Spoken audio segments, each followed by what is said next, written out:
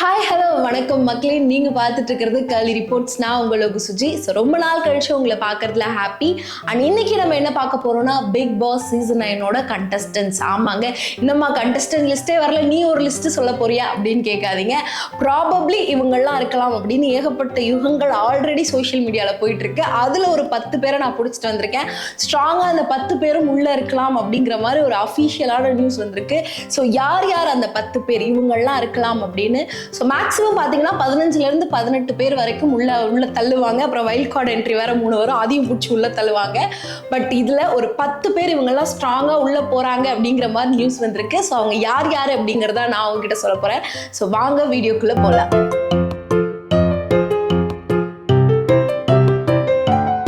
So ஸ்ட்ராங்கான 10 contestants இவங்கெல்லாம் உள்ள ஷோராக போகிறாங்க அப்படிங்கிற மாதிரி லிஸ்ட்டு தான் நான் சொல்கிறேன். ஸோ ப்ராபப்ளி லிஸ்ட் பார்த்தீங்கன்னா 15லேருந்து 18 பேர் இருக்குது. அதை நான் இங்கே ஷேர் பண்ணல.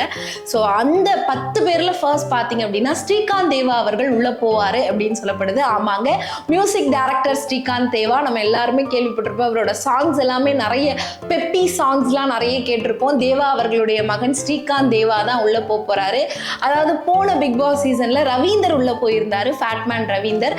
ஸோ அவருக்கு ஒரு ஆல்டர்னேட்டிவ் மாதிரி, அதாவது அவர் எப்படி போன சீசன்ல போனாரோ அதே மாதிரி இந்த சீசன்ல ஸ்ரீகாந்த் தேவா அவர்கள் இருப்பாரு. எப்படி ஒரு ஸ்ட்ராங்கான ஒரு பெரிய மனுஷன், எல்லா கருத்துக்களையும் எடுத்து சொல்ற மனுஷனா அப்படி எப்படி ஃபேட்மேன் போனாரோ அதே மாதிரி ஸ்ரீகாந்த் தேவா அந்த லிஸ்ட்ல இருப்பார் அப்படின்னு சொல்லப்படுது.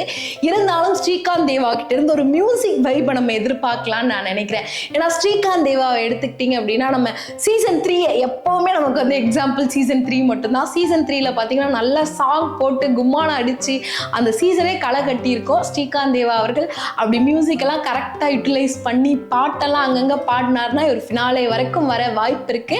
ஸோ ஃபர்ஸ்ட் கண்டஸ்டன்ட் ஸ்ரீகாந்த் தேவா அவர்கள்.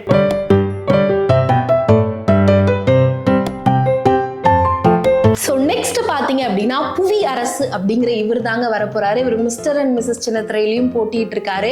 அண்ட் இவர் பார்த்தீங்க அப்படின்னா ஒரு ஸ்பீக்கர் அப்படின்னு சொல்றாங்க. அதாவது பிக் பாஸை பொறுத்த வரைக்கும் வாய் இருந்தாதான் அந்த பிக் பாஸ்ல வாழவே முடியும். அப்படி இருக்கும்போது புவி அரசு வந்து உள்ள வராரா. இவர் வந்து ஒரு speaker and mister and missus title அந்த கேம் ஷோலையும் டைட்டில் வின் பண்ணியிருக்காரு. இப்படி இருக்கும்போது இவர் உள்ள வந்து எந்த அளவு விளையாட போறாரு அப்படின்னு தெரியல. இவர் ஒரு ஆக்டர் பிளஸ் ஸ்பீக்கர், இந்த மாதிரி ஏகப்பட்ட விஷயங்கள் இவரை பத்தி சொல்றாங்க. ஸ்பீக்கர் அப்படின்னோடனே கண்டிப்பா இந்த மனுஷன் வாயை வச்சு பொழைச்சுப்பாரு அப்படின்ற மாதிரி தான் தோணுது. லெட்ஸ் see புவியரசு ஃபைனல் வரைக்கும் வருவாரா அப்படின்னு.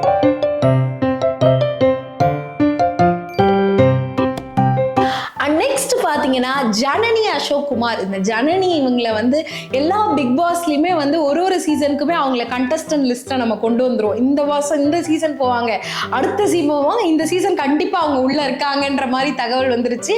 ஜனனி இவங்க வந்து பார்த்தீங்கன்னா ஒரு ஆக்ட்ரஸஸ், நிறைய சீரியலில் நடிச்சிருக்காங்க. எக்ஸாம்பிளுக்கு சொல்லணும் அப்படின்னா நாம் இருவர் நமக்கிருவர் அப்படின்னா, நாம் இருவர் நமக்கிருவரா கரெக்டாக தான் சொல்கிறேன்னு நினைக்கிறேன்.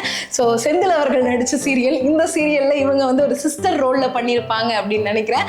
ஸோ இவங்க இந்த மாதிரி இப்போ ஜீ தமிழ்லயும் நிறைய சீரியல் பண்ணிட்டு இருக்காங்க. இவங்க உள்ள வரப்போறாங்க அப்படின்னு தெரிய வந்திருக்கு இப்போ.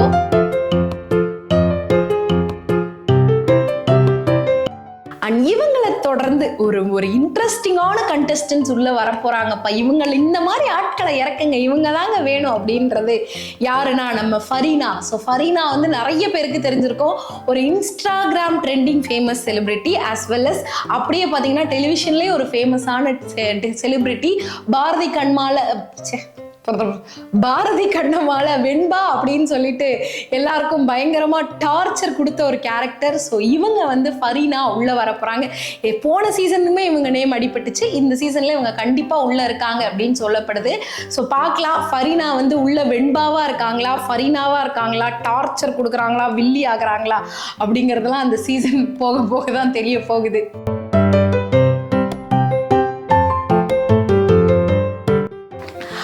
நெக்ஸ்ட் பார்த்தீங்கன்னா Ahamed Meeran, one of my favourite தான் லிஸ்ட். அதாவது ஃபேவரட்னா இப்போ இந்த சீசனுக்கான ஃபேவரட் இல்லைங்க, அப்படி நான் சொல்ல வரல. அகமத் மீரனோட வீடியோஸ் எல்லாமே நான் ஜென்ரலாக பார்ப்பேன். எல்லாத்துக்குமே அவரோட ரிவ்யூ ஒப்பீனியன் பார்க்கும்போது ஆமாம்ல இது கரெக்ட்ல அப்படின்னு ஒரு விஷயம் தோணும். ஸோ இப்போ இந்த மனுஷன் இந்த ரிவ்யூவரை வந்து பிக் பாஸ்க்குள்ளே போடுறாங்க. அதாவது ஒரு ரிவ்யூவர் வர்றது வழக்கம். ஆல்ரெடி நான் சொல்லியிருந்த மாதிரி ஃபேட்மேன் ரவீந்தர் உள்ள வந்தார் போன சீசன், அதே மாதிரி அகமத் மீரனும் உள்ள வராரு அப்படின்னு நான் எதிர்பார்க்குறேன். இவர் பிக் பாஸ்க்குமே அப்பப்போ சில ஒப்பீனியன் சொல்லியிருக்காரு. இருந்திருக்காரு. நிறைய விஷயங்களுக்கு இவர் ஒப்பீனியன் சொல்ற ஒரு மனிதராகவே இருந்திருக்காரு. நல்ல அவரோட வீடியோ எடுத்தாலே இதை ஏன் இப்படி பண்ணாங்க, இவங்க இப்படி நார்த் இந்தியாவில் இப்படி பண்ணாங்க, இந்த சினிமா பாலிவுட் இப்படி ஆச்சு அப்படின்னு நிறைய விஷயம் பேசுவார். பிக் பாஸ்குள்ள வந்து அதே மாதிரி ரிவ்யூஸா கொடுத்து இவரோட கேமை பிளே பண்ணுவாரு அப்படின்னு நம்ம எதிர்பார்க்கலாம்.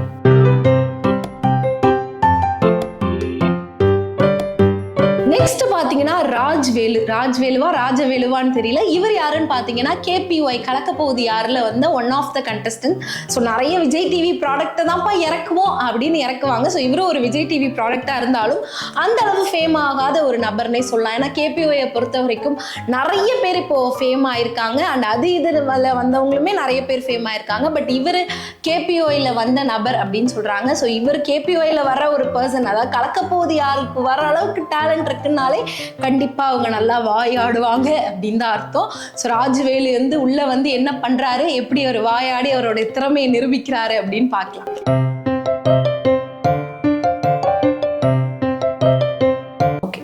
ஸோ நெக்ஸ்ட் கண்டஸ்டன்ட் பார்த்தீங்கன்னா சித்து. இவர் வந்து யங் கேர்ள்ஸ் எல்லாம் கவர்ற வகையில் இவர் உள்ள போட்டிருக்காங்க. பட் இருந்தாலும் இவர் ஒரு மேரிட் பர்சன் தான்.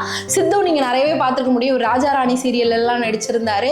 ஸோ இவர் வந்து உள்ள வந்து அந்த யங்ஸ்டர்ஸ் கூட்டத்தை ஒரு 2-3 யங் பாய்ஸ் எடுப்பாங்க இல்லையா, அதில் ஒன் ஆஃப் த பர்சனாக சித்துவை எடுக்கிறாங்க. சித்துவும் அடிக்கடி எல்லா சீசன்லையும் இவர் வருவார்னு சொல்லக்கூடிய ஒரு நபர். பட் இந்த சீசனில் இவர் கண்டிப்பாக இருப்பார் அப்படின்னு சொல்லப்படுது. ஸோ இவர் கொஞ்சம் அமைதியான பர்சனாக தான் சீரியல்லாம் தெரிவார்.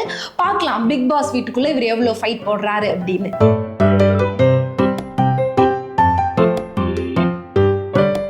ஸோ நெக்ஸ்ட் பர்சன் பார்த்தீங்க அப்படின்னா டோலி. யார் இந்த டோலி அப்படின்னா, ரீசெண்டாக குக் வித் கோமாளி பார்க்குறவங்களா இருந்தால், குக் வித் கோமாளி ஃபேனாக இருந்தீங்கன்னா இந்த டோலி அவங்களுக்கு தெரிஞ்சிருக்கும்.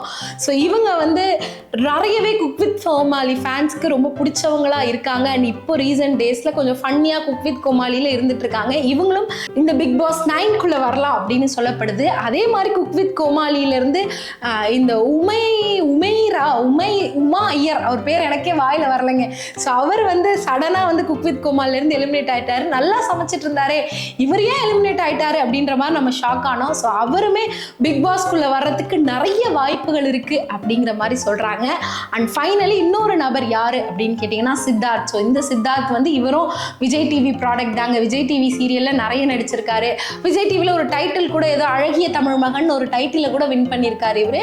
ஸோ இவரும் வந்து உள்ள வர போறாரு. ஸோ ஆஸ் ஆஃப் நவ் நான் வந்து ஒரு 10 பேரை சொல்லியிருக்கேன் இல்லையா, இந்த 10 பேரும் ஷோர் லிஸ்ட் அப்படின்னு சொல்லப்படுது. ஸோ ஆஸ் ஆஃப் நவ் இதுதாங்க லிஸ்ட். ஸோ இவங்கெல்லாம் தான் இப்போதைக்கு ப்ராபப்ளி ஷோரா உள்ள இருப்பாங்க அப்படின்னு சொல்லப்படுது. அந்த லிஸ்ட்டை நான் உங்ககிட்ட சொல்லிட்டேன்.